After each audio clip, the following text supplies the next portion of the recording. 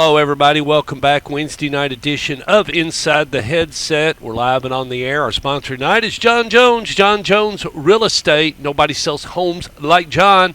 We're going to roll down to Albertville. Going to talk to my good friend and John Jones' good friend, head coach of the Albertville Aggies, head coach Bert Browne. How you doing tonight, Coach?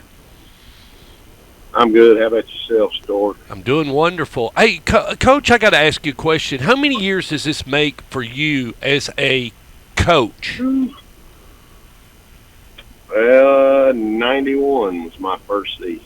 Okay, and that was at Madison Central? Yep. We got out of Tennessee Tech, went back, coached a couple of years, and then went back to Tech and G8 and was a year there, and then I was the quarterback coach in 94 at LaGrange High School in Georgia. Really? I didn't know that. How did that go? How was that? How was that down in Georgia? What was that? Well, I mean, you got to coach a lot of great athletes. I coached J.R. Revere. He was a sophomore quarterback, and he went on and won the national championship at Georgia Southern. And Darnell Stinson, God rest his soul, I got to coach him. I tell people all the time, you want to know how many. We had 9 kids in the NFL in 1994 from LaGrange High School. Wow. At one time. I'm talking at one time. And Darnell Stinson was a guard for us. He's about 6'1", 225. And he was a wing T guard. And I tell everybody all the time, here's the kind of athletes we had. Darnell started in left field, maybe for the Red Sox, the Boston Red Sox, and couldn't get in the backfield at LaGrange High School. Wow. Now that's some competition, Coach. That's a lot of good athletes. A lot of good athletes. You know, Mookie Betts played youth football down at Una at the same time Sonny did, but he never was a triple. You know, triple was the best level in youth football. He played doubles. Yeah. He played double B, double A. But Marcus Betts, that's his real name, he never could make a triple. But that's interesting. Of course, everybody knows Una, the program. That's where Jalen Ramsey, Sonny, Derek Barnett, Amos Mason, Akeel Lenore. The list goes on and on coming out of Una in that program. Well, let's talk Aggie ball. You got in a battle last Thursday night. I clicked it on, and some things were going right. I was listening to a radio call. It sounded like, and some things. But compared to going back 365 days, Coach Browne, when you took the Aggies into the first Friday night and you put the headset on, and then we go back to this past Thursday night, what was the big difference that jumped out? Well, we're just a different football team. I know we're stronger. We flew around. Our kids gave very good effort last year. They never quit. But you could tell, and a lot of people, told me that this is a different football team than last year and in the years past here. So we're getting there. We're getting where we want to go. We fumbled on the 1. We fumbled, I think, on the 25 going in. We threw a pick. We threw 2 picks. One was just as good as a punt. And, we just find a way to shoot ourselves in the foot. We line up wrong. We line up 3 yards off sides at a wide receiver one time.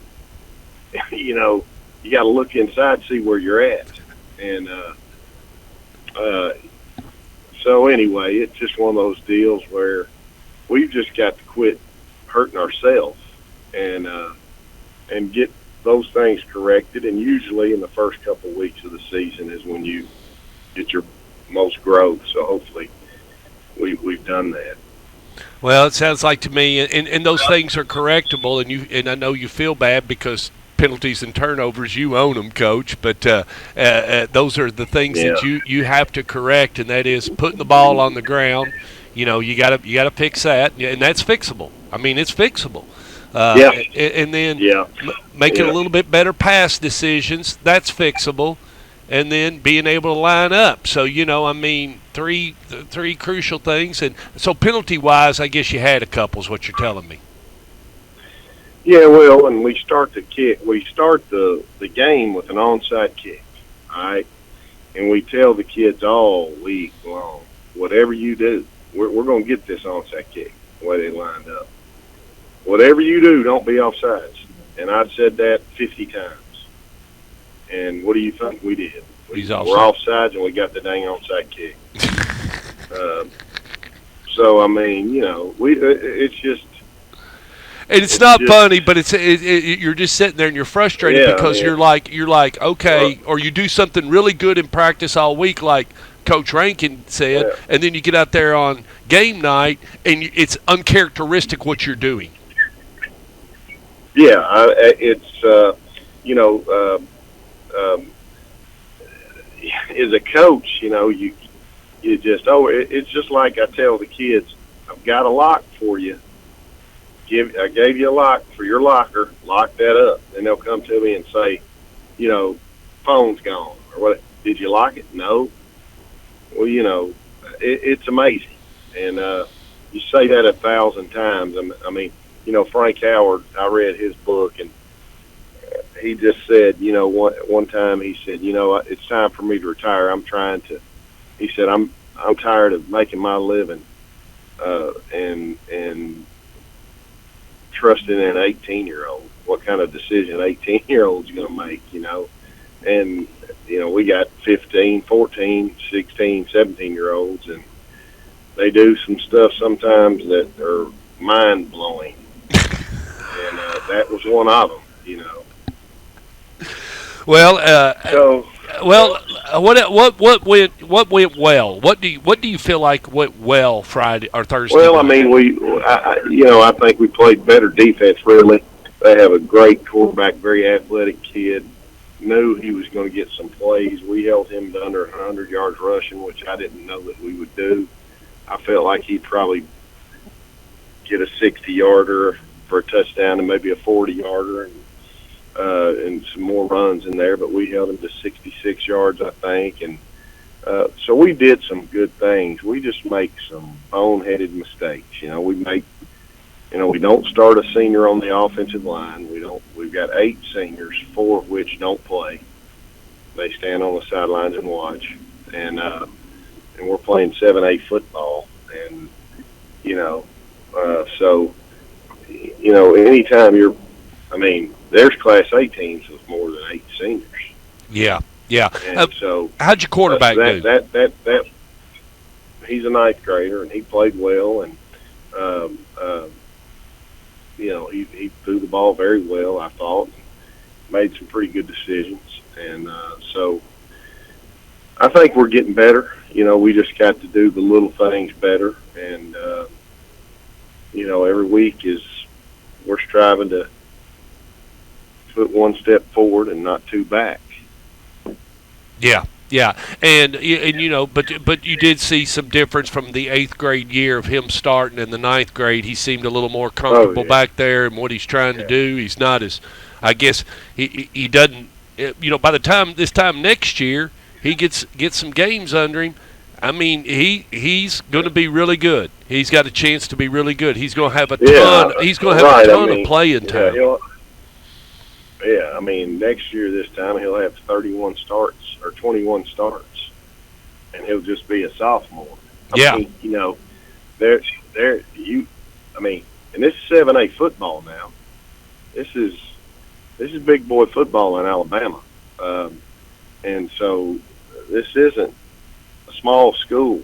And I'm not saying anything bad about small schools, but big 7A schools aren't used to having an 8th grader start quarterback. No, because you got plenty of right, and it'll be important for Albertville to find some kids that this quarterback. You're going to have to find some money guys that he can get the ball to, so you can have some fun. I mean, that's going to be the big. That's going between now and next year, somewhere in the Albertville community, there's got to be some kid that can fly. It's got hands that this kid can get him the ball, and you can do some damage. Well, you got to grow up quick, and you got to get back into it because you catch Boaz Friday night. Always been tough, and they've had Albertville's number the last couple of years. So what are you going to have to do to play good against Boaz? Well, they got an extremely good quarterback, and we've got to get after him. We've got to get him off his point and make him move some. And he can run, but you would like to flush him to the left. Throwing running to the left is difficult for a right-handed quarterback, and but we've got to get after him, put pressure on him, and do some things that'll help us be successful. But so, anytime you play against a real good high school quarterback, that's the thing I've always said. I mean, you can make a high school quarterback throw that long across the field pass. Most of them can't do it, and this guy can. So it's one of those deals. We talk about it. I've talked to my staff many times about it. I mean, how many high school quarterbacks are going to be able to beat you throwing a football? You're not going to play very many. How many college quarterbacks are you going to play against in a year, basically? Right. This kid's college. Play against two. Yeah. If you play against two, then you played against a bunch. Yeah. In my opinion. Yeah. Is he? Where's he? Is he signed? Has he signed anywhere? Is he? No, he hasn't signed. I think what they say to me is he throws about 93, so he's probably going to play. Oh, I know where he's going. Yeah, he's going to play baseball. He needs to be at Vanderbilt probably. He needs to be recruited. That's where he needs to go. There's more money in baseball. You know that. Well, other than that, and you're not getting hit. That's a big thing. Yeah, you can go a lot longer, and the money's a lot better. Well, I was just talking to Coach Hester, and of course, you've already mentioned you was a former quarterback and alum from Tennessee Tech, and they're coming to town here in Murfreesboro, and Coach Rankin said games close to being sold out, and Coach Rankin's son Zeke is a kicker at middle, and he's one of the captains. So and a lot of kids from the Oakland, Alcoa, all over the state of Tennessee. Tech recruits big here in the state of Tennessee. Yeah. When I was a recruiting coordinator there, we did a real good job, I thought, of recruiting state and getting some real good players. I mean, there's a lot of good football players on that football team from Tennessee. Yes. Well, Coach, big plans for the weekend? Go watch a little college football? Yeah, I hope to. It depends on what my wife says. Well, y'all going out on the lake? I hope definitely. Is this the last weekend for the lake? We probably will Saturday, and I don't really want to. I'd rather sit at the house and do that and not have to go to the lake. I know a lot of people think I'm crazy. No, I'm telling you, if I stay out, and I like to stay out, our lake is in Kentucky. We're 2.5 hours from it. But my favorite time is Sunday afternoon from about 1 o'clock till dark. Because everybody starts pulling off the lake and it gets quiet. There's nobody out there. Right. You're right. You're right about that. So, but you know what the worst thing about it is? It takes you a day to recover if you go to the lake because the sun zaps it out of you and you have just no energy whatsoever. That's the only thing. Well, I like to get up Saturday morning about 5:30, go to the office, watch the game, take notes, do all that kind of stuff, and then get home about 10. Watch a little game day, get my laptop out, watch our opponent, do that kind of thing, and so, and just watch football all day. I hear you. Put a little Alabama hot dog on, put some Connect on, and enjoy it. All righty, Coach. Have a good one, and we hope you come away with a win against Boaz Friday night. Yep. Stay safe, play hard, and run fast. Thank you, buddy. See you, bye.